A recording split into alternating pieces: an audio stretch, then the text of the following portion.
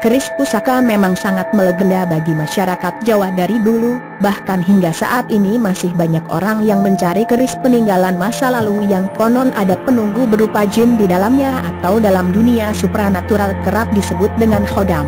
Banyak orang-orang dengan kemampuan lebih mengatakan bahwa jin penunggu keris pusaka sangat beragam baik fisik maupun kemampuannya. Kisah misteri di bawah ini merupakan cerita nyata yang pernah terjadi di daerah tempat tinggal saya. Sebelum gempa mengguncang Yogyakarta pada tahun 2006 silam, di kampung kami terdapat satu rumah tua yang dihuni oleh 5 anggota keluarga. Sebagai bangunan tua, rumah ini memang sangat terkenal akan keangkerannya. Tak heran jika para penghuninya juga merasakan hal yang sama dengan apa yang dikatakan masyarakat sekitar. Sebut saja Wanto, salah satu penghuni rumah itu yang berusia kurang lebih 25 tahun. Menurut penuturannya, di dalam rumah peninggalan kakeknya tersebut terdapat banyak sekali benda pusaka peninggalan almarhum Mbah Wongso yang tak lain adalah kakek Wanto.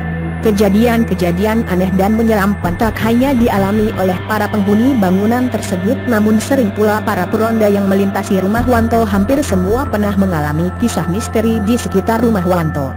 Ada yang pernah melihat penampakan sosok tinggi besar atau disebut dengan genderuwo. Ada pula yang pernah melihat sosok buto di halaman depan rumah Wanto. Dari sekian banyak peristiwa penampakan, yang paling sering menampakkan diri di wilayah pekarangan rumah Wanto adalah sosok wanita berpakaian kebaya layaknya orang Jawa di masa lalu. Menurut penuturan Wanto, semua kejadian menyerampak serta penampakan makhluk gaib yang menakutkan tersebut merupakan olah dari penunggu keris pusaka serta pusaka-pusaka lain peninggalan almarhum Mbah Wongso. Menurut Wanto pula, mungkin para penunggu benda pusaka tersebut sedang mencari pemilik baru pusaka tinggalan Mbah Wongso, karena selama ini keluarga dan keturunan Mbah Wongso tidak ada yang merumat pusaka-pusaka peninggalan beliau. Dan anehnya, secara bertahap benda pusaka peninggalan almarhum Mbah Wongso mulai lenyap satu per satu dari almari kuno di kamar belakang. Cerita serta kisah misteri tentang jin penunggu benda pusaka tidak selesai sampai di sini. Saking seringnya para anggota keluarga melihat penampakan-penampakan di dalam rumah seperti di toilet, dapur, maupun almari, membuat Wanto gusar dan akhirnya memutuskan untuk memanggil seorang paranormal dengan tujuan membersihkan rumahnya dari gangguan makhluk gaib yang mungkin pernah menjadi rewang Mbah Wongso yang dulu terkenal sebagai seorang dukun sakti di sekitarnya. Singkat cerita, kejadian nyata ini kemudian seorang paranormal yang dipercayakan melakukan suatu ritual dan pemagaran gaib dengan cara membentengi pekarangan rumah Wanto yang cukup besar itu.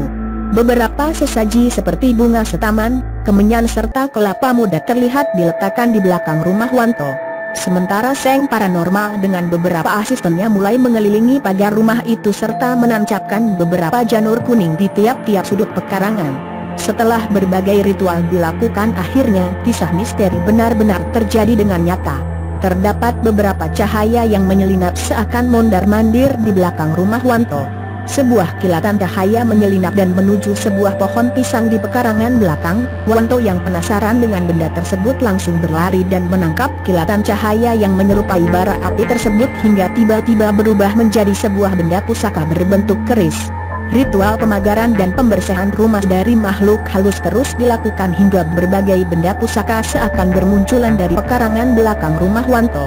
Benda-benda pusaka tersebut sangat beragam, mulai dari sepasang keris berkepala monyet dan anjing, tombak tanpa pegangan, serta beberapa keris kecil. Selain itu banyak pula mustika semacam batu akik yang ikut pula tertangkap dalam ritual tersebut.